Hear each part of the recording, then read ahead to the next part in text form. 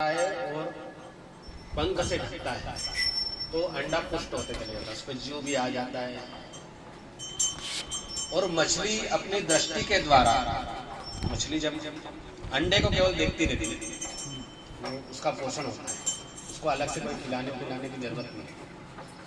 और जो कछुआ रहता है वह अंडे समुद्र से बाहर देता है करीबन 50-100 फीट में, और वापस जल में रहता है और केवल चिंतन करता है।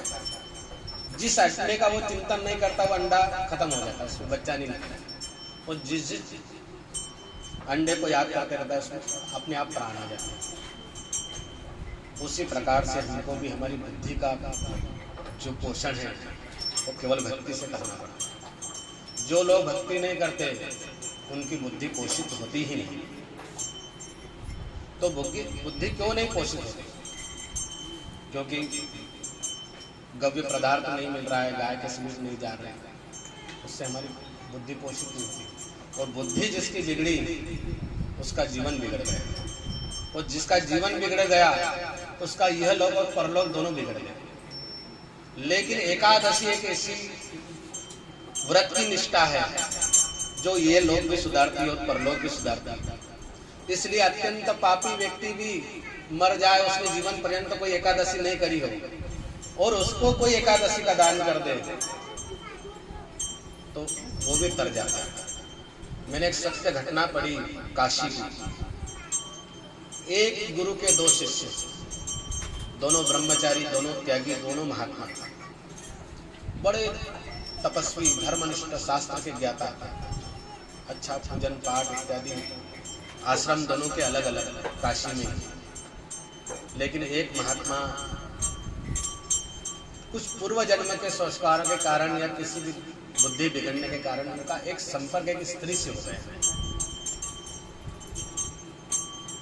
तो जो उनके गुरु भाई थे, उनका रामदास नाम था, वो उसको समझाते थे कि भाई ये अच्छी बात नहीं है, तुमने त्यागी हो, तुमने घर बार छोड़ दिया है, तो तुम ऐसा मत करो। पर जो गलत आदत है जिसको जब एक बार लग जाए वो छूटती नहीं, खूब प्रयास के बाद छूटी नहीं। उस काल के बाद जो महात्मा बिगड़े हुए थे उनकी मृत्यु हो गई। अब वो महात्मा थे तो सभी लोगों ने कहा भाई भंडारा भी कर दो। महात्मा तो थे, खूब साधुओं का भंडारा करा, प्रसाद बांटा, सब कुछ खत्म हो गया। अब एक गुरु भाई बिछड़ गया, अकेले रह गए काशी में महात्मा। एक दिन वो अपने ठाकुर जी की सेवा कर रहे थे, शालिग्राम जी की पूजा। उन्होंने दृश्य क्या देखा कि उनका गुरु भाई जो कुछ वर्षों से मर गया था वो अचानक एक घोड़े पे बैठ के आया। घोड़ा आश्रम के सामने खड़ा है। घोड़े से उतरा, आके दंडवत प्रणाम करा, बैठ गए। महात्मा थोड़े से घबरा तो गए, भाई जिसका संस्कार अपने हाथ से करा आज वो घोड़े पे बैठ के आया। बोले भाई गुरु भाई तुम कैसे क्या, तुम तो चले गए, यहाँ कैसे क्या आ गए?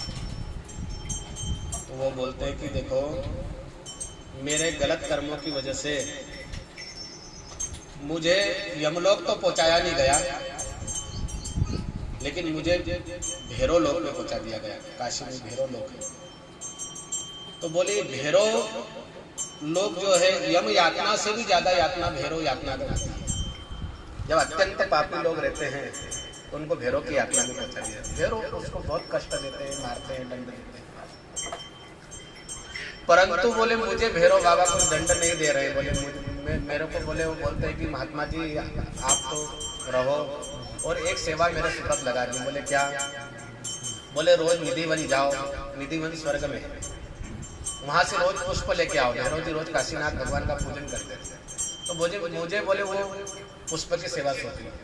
तो बोले पुष्प लेके जा रहा हूँ भैरव जी। पुष्प बताया तो बड़े महात्मा प्रसन्न हो गए, इतनी सुगंध पुष्प में, ऐसे पुष्प कभी नहीं देखे। पर बोले मेरा भजन बिगड़ा तो मुझे भैरव लोग आना पड़ा। मुझे तो नहीं कष्ट हो रहा है, लेकिन मेरे सामने कई लोगों को मारते हैं, पकाते हैं, ये करते हैं, तो देखा नहीं जाता। तो कुछ ऐसा उपाय हम करें कि इस यात्रा से मेरे छूट जाओ और मुझे वैकुंठ की प्राप्ति। तो बोले क्या करें, जो गुरु भाई थे उनके बोले क्या कर सकते हैं। बोले कोई लोग कुछ ब्राह्मण काशी के जो धर्मनिष्ठ हो, अग्निहोत्री हो, श्रोत्रिय हो, यज्ञ इत्यादि को जानते हो, ऐसे ब्राह्मण 1 वर्ष तक उनको एकादशी का व्रत कराया जाए, ऐसे ब्राह्मणों को, और उनको उस दिन फलाहार करा करके दक्षिणा दी जाए, और दूसरे दिन फिर उनको निमंत्रण दिया जाए द्वादशी के दिन, और उनको भोजन कराया जाए, फिर भोजन की दक्षिणा भी दी जाए, और फिर 1 वर्ष बीत जाए, 24 एकादशी हो जाए, फिर एकादशी का उद्यापन कराएं, और उद्यापन में भी सारे ब्राह्मणों को बुलाएं, भोजन और दक्षिणा दे करके इनके हाथ में जल दे करके कहें कि ये जो हमने 12 महीने तक एकादशी करी है, इसका पुण्य बोले महात्मा को मिल जाए, तो मुझे बोले मेरी मुक्ति हो जाएगी, मुझे साकेत धाम मिल जाएगा, वैकुंठ से भी आता है। तो सत्य घटना बताता हूँ, मैंने पढ़ी खुद में। महात्मा वो तो अब चले गए, वो तो किसी को दिखते नहीं थे, मरे हुए थे तो चले गए, लेकिन जिस महात्मा को ये बात बताई उन्होंने चंदा इकट्ठा करा और अपने ही आश्रम में एकादशी करवाई और द्वादशी भी करवाई। एकादशी के दिन सभी ब्राह्मणों को फलाहार कराया, दक्षिणा दी, द्वादशी के दिन भी भोजन कराया, दक्षिणा दी, फिर 12 महीने बीतने पर उद्यापन करा, और उद्यापन में सारे ब्राह्मणों ने एक साथ कहा कि जो हमने एकादशी का व्रत करा है इसका पुण्य बोले वो जो महात्मा शांत हो गए उनको मिल जाएगा। तुरंत उनको पुण्य मिला। पुण्य मिलते ही एक विमान आया वहीं पर ब्राह्मणों के सामने, और उस विमान में भगवान के स्वरूप का एक पुरुष उतरा, और उसने कहा कि फलाने महात्मा को यहाँ बुलाओ, हम उनको लेने आए हैं साकेत धाम से। बुलाया गया और सबके सामने वो महात्मा उस विमान में बैठ करके एकादशी के दिन से स्वर्ग को चले गए। इतनी महिमा है।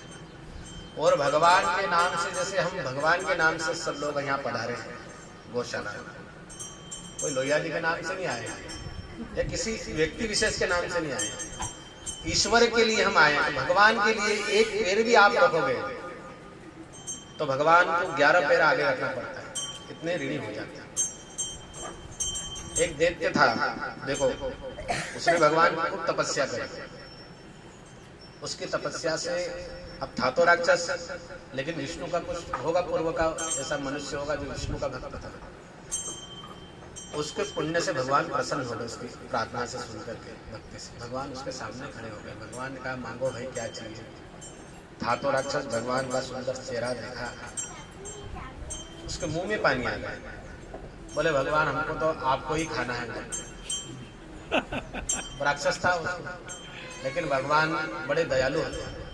बोले ठीक है भाई, हमारी इच्छा है तुम खा सकते हो, लेकिन रुकना पड़ेगा। बोले हाँ रुक जाओ। बोले मेरा अगला जन्म मुक्ति नारायण नेपाल, मेरा अगला जन्म मुक्ति नारायण में गंडकी नदी में शिला के रूप में होगा, भगवान ने कहा।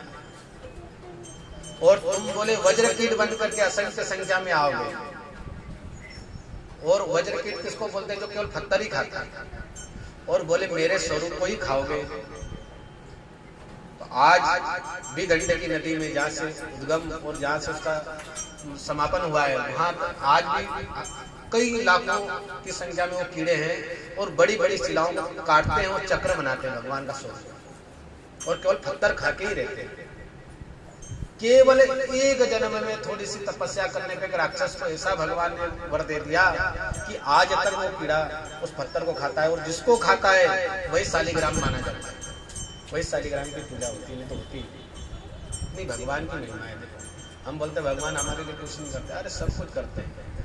और भगवान देखो शालिग्राम की इतनी महिमा है कि शालिग्राम जिस जगह पर हो, और एक शालिग्राम का यदि पूजन होता हो जिस जगह पे, उस सारे गांव को एक शालिग्राम तीर्थ बना देता है, पवित्र कर देता है।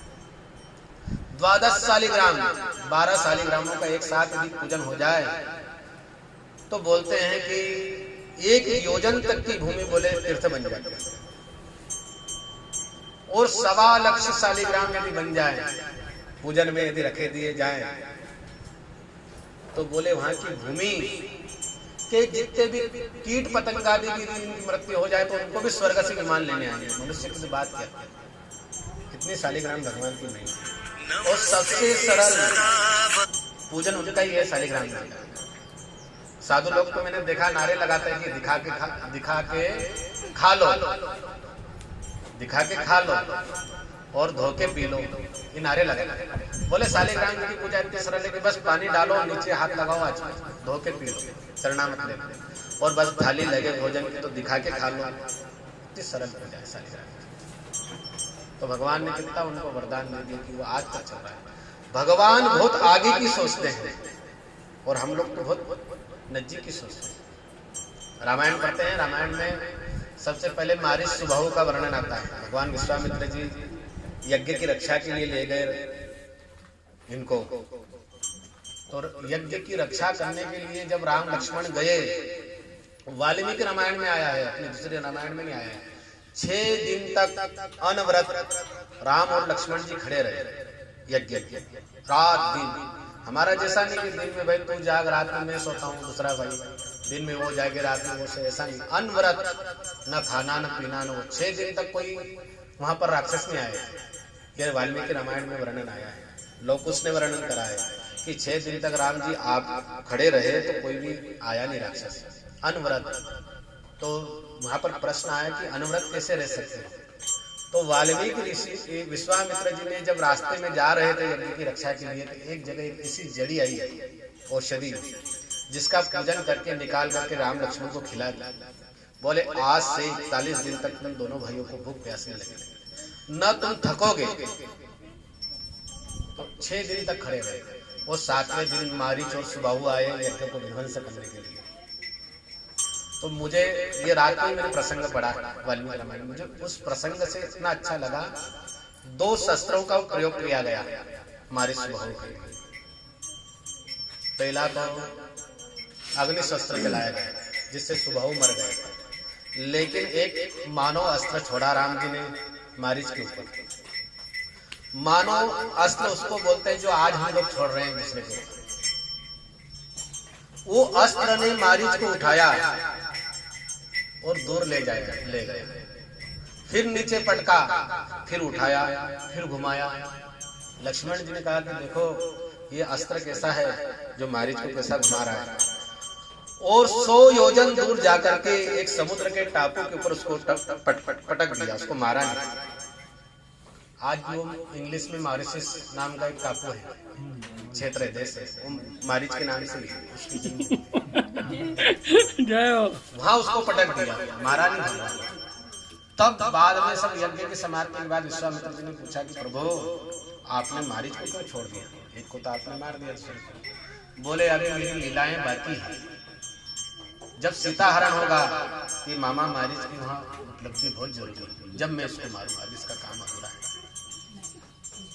आज यही अस्त्र मानव अपना रहा है, किसको तोड़ना है, किसको पटकना है, किसको क्या करना है। कभी कभी किसी को अपने से एकदम नजदीक व्यक्ति को दूर ले जाके पटक देता है।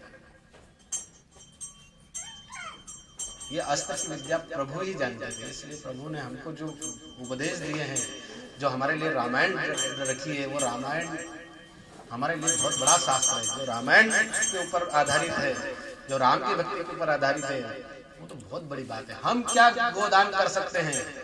वाल्मीकि रामायण में पहले ही अध्याय में आया है, बाल कांड में, कि भगवान राम जी के कार्यकाल में 1 खरब गायें दान दी, 10,000 करोड़ गायें दूध वाली, 11,000 वर्ष तक उन्होंने शासन करा, कई अश्वमेध यज्ञ करे और वो गायें दान करी। इतनी राम जी कृष्ण से भी ज्यादा गोभक्त राम जी।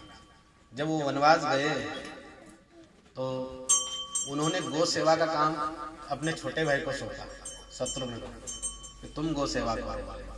तो जब राम जी वनवास चले गए, गो सेवा के लिए जब छोटे भाई गए तो गायें कुछ भी खाए पिए नहीं, केवल रोने लगे कि भगवान तो चले गए, क्योंकि राम जी स्वयं खड़े होकर करवाते थे सेवा। तो जब गायें रोने लगी, 1 दिन कुछ नहीं खाया, 2 दिन कुछ नहीं खाया, तीसरे दिन भी कुछ नहीं खाया, तो वो सेवक कैसा होना चाहिए। देखो दादा, आप भी ध्यान से सुनो, गो भक्ति और गो सेवक कैसा होना चाहिए। चौथे दिन छोटे भाई शत्रुघ्न ने चारों सभी गायों को सामने खड़ा करा और कहा कि राम जी वन में गए हैं, उनके पैर में जूते चप्पल नहीं है, बनाने के लिए कोई पात्र नहीं है भोजन के लिए, केवल कंद मूल फल पत्ते खा करके वो रहेंगे। और वो जब आएंगे तो सबसे पहले गौशाला में आएंगे और आप लोगों को उन्होंने देखा कि दुखी है और दुर्बल है, तो बोले वो यही मूर्छित होकर तुम्हारे आपके चरणों में प्राण त्याग दिया। तो बोले मेरी एक विनती मानो गो माताओं, आज से तुम 4 गुना खाओ, 1 गुना नहीं, 4 बार बाटा खाओ, 4 बार 4 इतनी पुष्ट हो जाओ कि 14 वर्ष के बाद मेरे भैया जब आए ना आपके दर्शन करें तो 14 वर्ष की सारी थकान उनकी खत्म हो जाए आपको देखकर। ऐसा का ऐसा गायों ने सुना, बड़ी प्रसन्न हो गई और इतना उन्होंने अपने शरीर को बनाया कि जब राम जी जैसे आए वो पूजन करने गए तो गायों को देख के प्रसन्न हो गए, जोर जोर से हंसने लगे। तब सभी अयोध्या वासी को भी हंसी आ गई, सब समझ गए कि गो सेवा से प्रसन्न है राम जी और उनकी सारी थकान मिट गई। ये मैं मन से बनी नहीं, आप वाल्मीकि रामायण पढ़ना, ये तो मैं तुमको बहुत छोटी कथा करता हूँ। इतने गो भक्त थे राम जी, इसीलिए तो उनकी पुस्तकें लिखी गई है आज तक। कृष्ण की लीला है लेकिन राम की गो भक्ति है। वो तो उस जन्म में कोई उनको काम नहीं करने देता था राम जी, वो झाड़ू उठाते थे तो रोक देते थे, सेवक लोग मंत्री लोग चारा डालते थे तो रोक देते। पर आप हम है ना, बोले हम जैसे कोई डाले तो बड़ा व्यक्ति तो सब रोक दो उसको।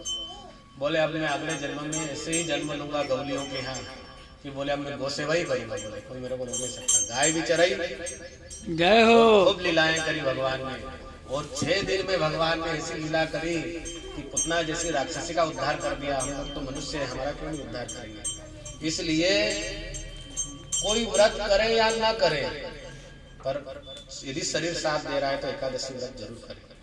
आप शिवरात्रि करो या मत करो, शिवरात्रि करोगे तो पुण्य मिलेगा, नहीं करोगे तो कोई पाप नहीं लगेगा। मंगलवार, बुधवार, गुरुवार, शुक्रवार, शनिवार करोगे तो पुण्य मिलेगा, नहीं करोगे तो कोई पाप नहीं लगेगा। नवरात्रि आप करोगे तो अच्छी बात है, नहीं करोगे तो तुम्हारा कुछ नहीं बिगड़ेगा, लेकिन एकादशी नहीं करेंगे तो पाप लगेगा।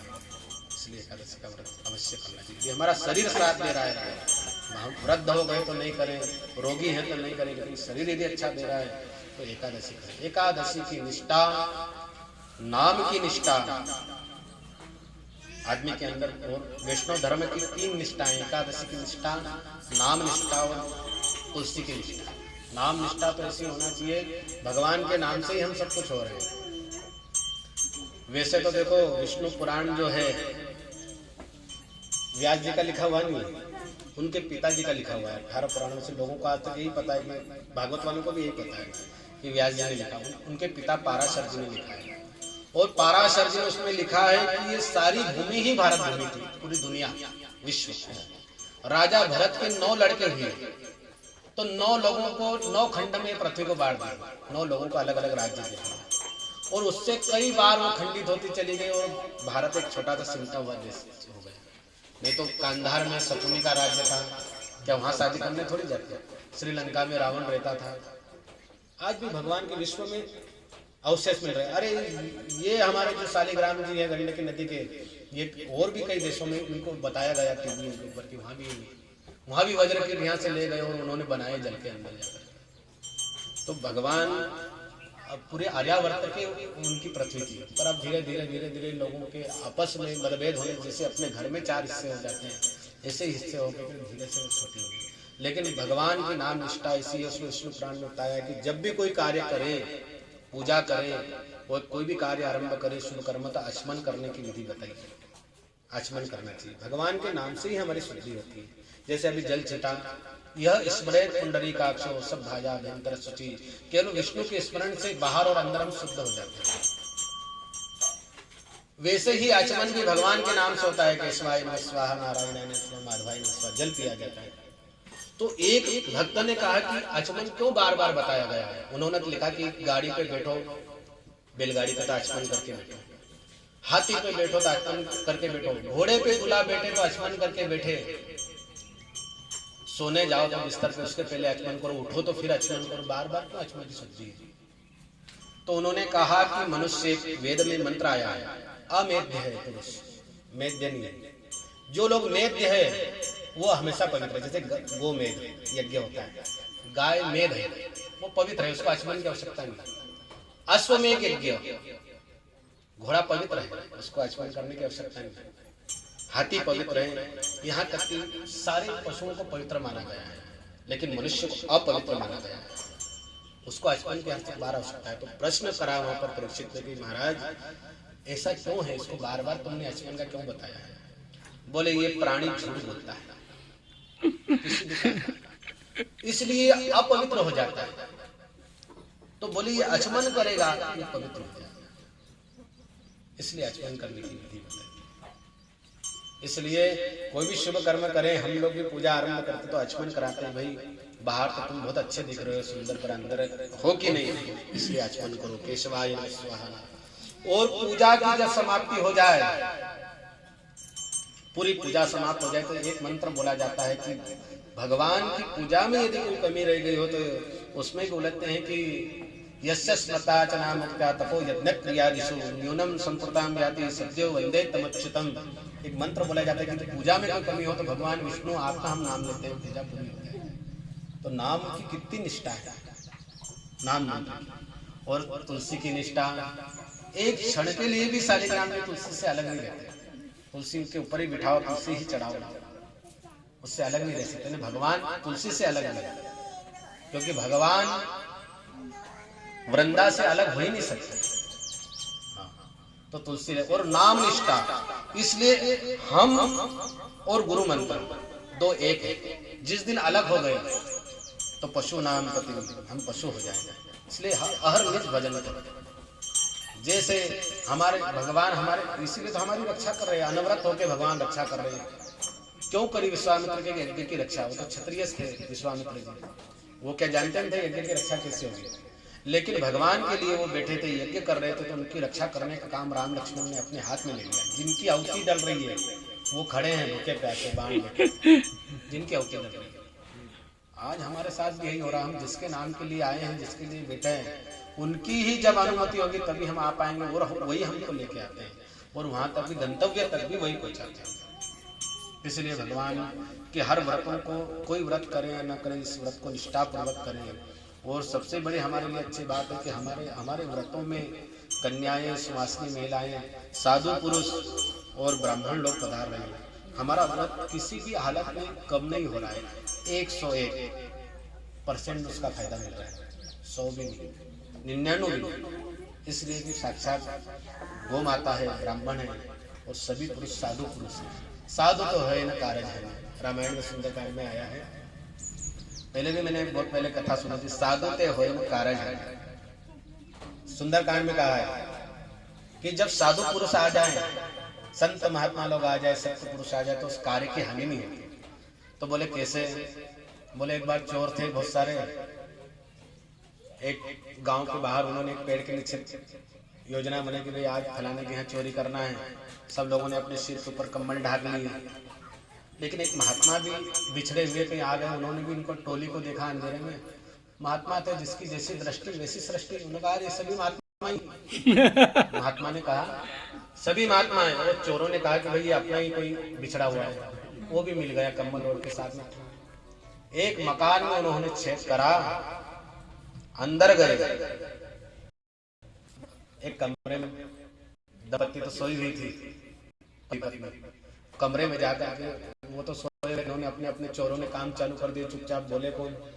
अब महात्मा थे, दिन भर से भूखे थे, ठाकुर जी भी थे उनके साथ शालिग्राम। बोले अब क्या करें, तो वो तो कुछ खाने की चीज ढूंढ रहे थे। तो उन्होंने देखा कि एक मिट्टी के कुल्लड़ में दही जमा हुआ था, दही निकाला और उनको दही मिल गया। धीरे से उस समय को प्रयोग करा होगा। ठाकुर जी को बिठाया एक पार्ट में, सामने दही रखा, तुलसी का पत्ता, नैवेद्य बताया। और उनका नियम था कि जब भी भोग लगाते थे शंख बजाते थे 3 बार। जैसे ही ठाकुर जी को रखा, जल घुमाया और शंख बजाया, जैसे ही शंख बजा सारे चोर भागे। अरे बोले घर वाले उठ गए, सब भाग रहे हैं, घर वाले भी उठ गए। अरे बोले शंख कौन इतनी रात में, अपने यहाँ तो शंख बजने वाला ही नहीं है, कौन देखा तो महात्मा लाइट वगैरह जो भी उस समय थी सुविधा चालू करी, महात्मा शंख बजा रहे हैं, बाकी लोग भाग रहे बचाओ बचाओ। वो तो अपने ध्यान में, जैसे ही भोग लगा, हाँ भाई दिन भर से आज हमारे ठाकुर जी भूखे थे, आज उनको प्रसाद मिल गया, प्रसन्न हो गया, मैं भी खा लेता हूँ। जब में पति पत्नी सब आए, अरे बोले कम्बल तो दाढ़ी मूछती, बोले महात्मा जी आप कौन, ये कौन? बोले भाई ये सब महात्मा की टोली आपके घर आई तो मैं भी आ गया। इधर से आए? बोले पीछे से आए। अरे बोले महाराज जी ये महात्मा लोग नहीं थे, ये तो चोर लोग थे, पर आपकी बड़ी कृपा भाई हमारे ऊपर कि आप लोग आए और आपने अपने ठाकुर जी को भोग लगाया और शंख बजाया तो सारे चोर भाग गए। इसीलिए बोले रामायण पढ़ना चाहिए। रामायण में लिखा है सुंदरकांड में, साधु तो हो न कार्य है, संत पुरुष ब्राह्मण यदि तुम्हारे घर आ जाए तो कभी नहीं सोचना कार्य की हानि होगी। विप्र प्रसादा धरणी धरोहर, ब्राह्मण के चरण घर में 1 महीने में 1 बार जरूर पढ़ना चाहिए। ये मैं नहीं बोल रहा हूँ कि मैं ब्राह्मण हूँ या मेरे को तुम बुलाओ, पर मैं तुमको बोल रहा हूँ कि यदि तपस्वी अग्निहोत्री ब्राह्मण क्षत्रिय यदि घर में आ जाते हैं वेदज्ञ, तो समझ लो कि तुम्हारी आधी समस्या उस दिन से हल। नहीं तो देख लेना कोई अत्यंत परेशान, उसको पूछ लेना कि उसके यहाँ साधु पुरुष यदि आ जाए तो आधी समस्या उस दिन से आ जाए और आधी वो अपने दिमाग से हल कर दे। इसीलिए तो भगवान ने कहा साधु के होने कार्य है। इतनी अच्छी चौपाइयां हैं, हर चौपाई के अर्थ है। वशिष्ठ रामायण, तत्वार्थ रामायण को आप पढ़ो, 10-10, 20-20 पन्ने के अर्थ हैं एक एक चौपाई के, सुनते ही आनंद आ जाएगा। राहु ग्रह जिसका खराब हो, पता है राहु खराब है हमारा, बहुत पीड़ा दे रहा है। रामायण पढ़ो, सिंह का नाम की राक्षसी थी, समुद्र लंघन के समय आती है बीच में भगवान को, हनुमान जी ने उसको मारा। तो राहु के मंत्र में भी आता है सिंह का गर्भ संभूतम तम रामम प्रणमाम्यहम, सिंहिका के गर्भ से राहु की उत्पन्न हुई है, राहु की माता थी। जब राहु की माता इतनी बलशाली थी कि 10,000 राहु के बराबर उसके अंदर बल था, वो जिसको लग जाए उसका जीवन समाप्त कर देती थी। बड़ी मुश्किल से उसको देवताओं ने तपस्या करके समुद्र में पहुंचाया कि तू यहाँ रहे। तो हनुमान जी कितने बलशाली हैं कि उसको भी खत्म कर दिया, तो अपन को क्यों नहीं रक्षा कर सकते हनुमान जी? इसलिए सुंदरकांड का पाठ होगा, जबकि वो सुंदरकांड भी अग्निकांड है, लेकिन जिसके यहाँ पढ़ा जाए वो सुंदरकांड बन जाता है। कई राक्षसों को मारा हनुमान जी, क्योंकि उसमें साक्षात शिव की आराधना है, हरिहर अलग नहीं है, शिव की आराधना है। शालिग्रामों में भी 3 प्रकार के शालिग्राम मिलते हैं। हरिहरात्मक शालिग्राम जिसमें अपना आप शिवलिंग बना रहता है, आसपास चक्र बना रहता है। उस सुरभि शालिग्राम 4 थाना आते हैं उसको, शालिग्राम सुरभि शालिग्राम, इतनी महिमा है, बड़े बड़े 5-5, 6-6 किलो के शालिग्राम। तो भगवान ग्रस्त व्यक्ति के लिए भगवान नाम निष्ठा, गुरु नाम को अलग नहीं करे शरीर से, जबान से अलग नहीं करे, क्योंकि आचमन उसको फिर करने की आवश्यकता ही नहीं, उसका अहरनिश भजन हो जाता है। तुलसी निष्ठा, तुलसी को कभी भी बकरी जैसा नहीं खाए तोड़ के मुंह में नहीं ले, भगवान को जब तक अर्पण नहीं करे, जब तक तुलसी का सेवन नहीं करे। तुलसीम हेम रूपाम च रत्न रूपाम च मंजरी, तुलसी साक्षात स्वर्ण का स्वरूप है, स्वर्ण है, विष्णु का वास है। रत्न रूपाम च मंजरी, उसकी मंजरियां रत्न है। भव मोक्ष, हम जो दुखी हो रहे हैं भव काल और मोक्ष को प्रदान करती है। अर्पयामि हरिप्रिया, हे भगवान हम आपको अर्पण करते हैं, आप प्रसाद तुलसी। किस दिल तुलसी नहीं तोड़ना, किस दिल तोड़ना, इसका ज्ञान होना चाहिए। फिर देखो तुम कल्याण संभव है, असंभव नहीं है, कल्याण हमारा किसी भी अवस्था में संभव है। इसलिए सत्संग की आवश्यकता सभी लोगों को है, और सत्संग का माध्यम वर्तमान में गाय ही है। गाय के समक्ष जो घर में पुण्य करता है उसका कई गुना फल उसको तीर्थ में मिलता है, तीर्थ से कई गुना फल शिवालय में मिलता है, और उससे भी अधिक गुना फल गौशाला में मिलता है। इसलिए यहाँ का फल अक्षय हो जाता है। इसलिए सावधानी की बहुत आवश्यकता है।